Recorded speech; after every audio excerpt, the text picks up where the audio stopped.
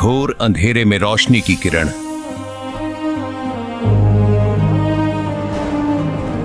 काल लोक के इस धरा पर रखे जब उसने चरण, शास्त्रों के गूढ़ रहस्यों को करके उजागर बताया जिसने कैसे मिटेगा जन्म मरण। नास्त्रेदमस ने जिसे कहा महापुरुष, जय गुरुदेव ने जिसे कहा था अवतार, धरती पर प्रकट हो चुका है संत रामपाल जी महाराज के रूप में वह तारणहार।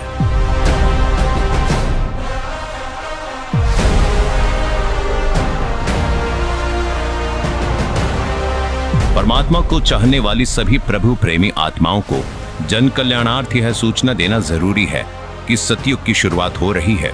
आध्यात्मिक ज्ञान का बिगुल बज चुका है और हो चुका है एक ऐसे युद्ध का आगाज जिसके एक तरफ है नकली पंथों व संतों का अज्ञान और दूसरी तरफ है संत रामपाल जी महाराज का प्रमाणित ज्ञान और संपूर्ण समाधान। ज्ञान और अज्ञान की जंग में शास्त्र ही शस्त्र होंगे।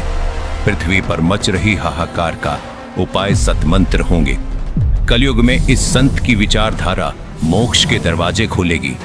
जी हां, आज संत रामपाल जी महाराज के नेतृत्व में भारत विश्व गुरु बनने जा रहा है।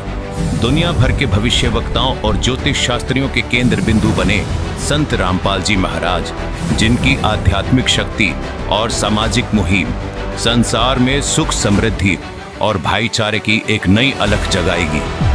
दर्शकों, अब आपको दिखाने जा रहे हैं वह अनुभव जो संत रामपाल जी महाराज के सतमंत्रों से इन भक्तों को प्राप्त हुए।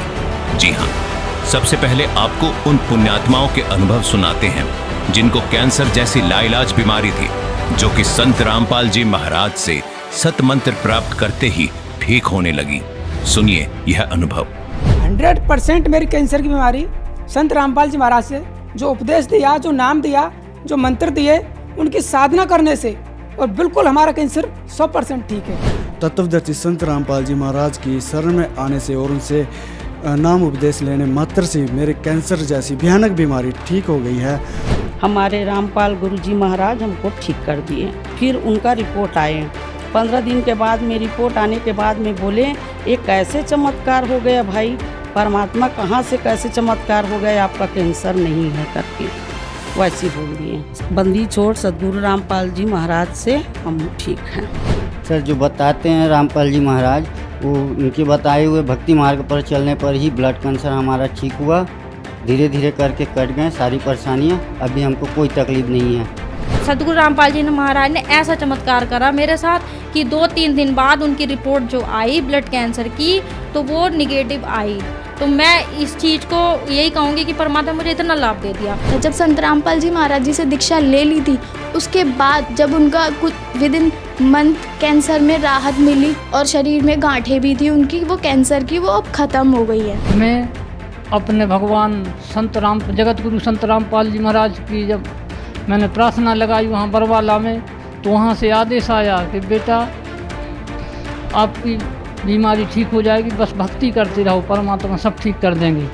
जब से मैंने कैंसर की ये गोली भी नहीं खाई है और कैंसर तो ठीक है सर जी, मुझे बुखार भी नहीं आया कभी। और जो डॉक्टर कैंसर है बताते थे, वही डॉक्टर के मुख से हमने ये सुना भगत जी कि ये चमत्कार कैसे हो गया। ये तो कैंसर था, वो भी 3रा स्टेज का। ये आप देख सकते हैं, ये मेरे पापा जी के कैंसर था नाक पे और अब बिल्कुल वो ठीक है। तो आप लोग हैरान हो जाओगे।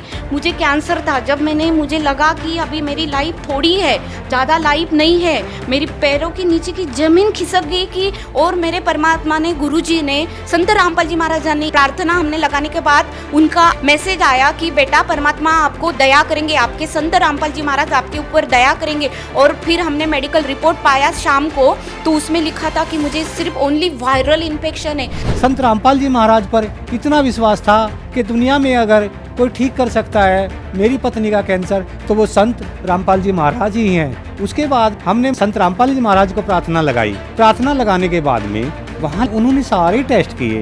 वो बोले कि इनको तो सभी टेस्ट नॉर्मल है। अगले ही रोज पूर्ण संत रामपाल जी महाराज की दया से ये हॉस्पिटल से ही रमणी करते हुए आई।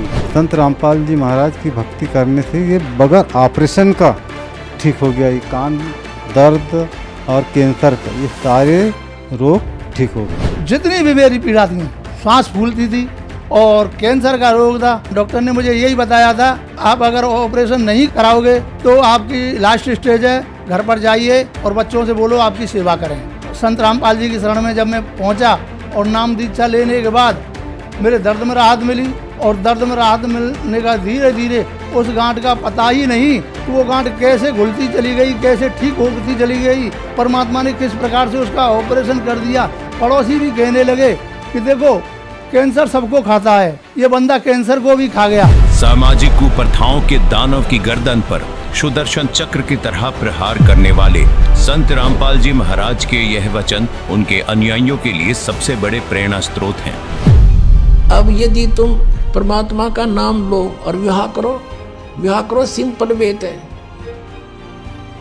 और वैसे नहीं, लोग दिखावा नहीं। जैसे हम इस बात से परिचित हों तब हम इससे हट सकते हैं। जैसे गीता जी अध्याय नंबर 7 के श्लोक नंबर 29 में कहा है कि जो तत्ब्रह्म से परिचित हो गया और सारे अध्यात्म ज्ञान से और सभी कर्मों से परिचित हो गया, वही उस परमात्मा के पाने का, जरा और मरण से छूटने का प्रयत्न करता है और नहीं कर सकता। वो तो यहाँ बकवाद देना चाहता है।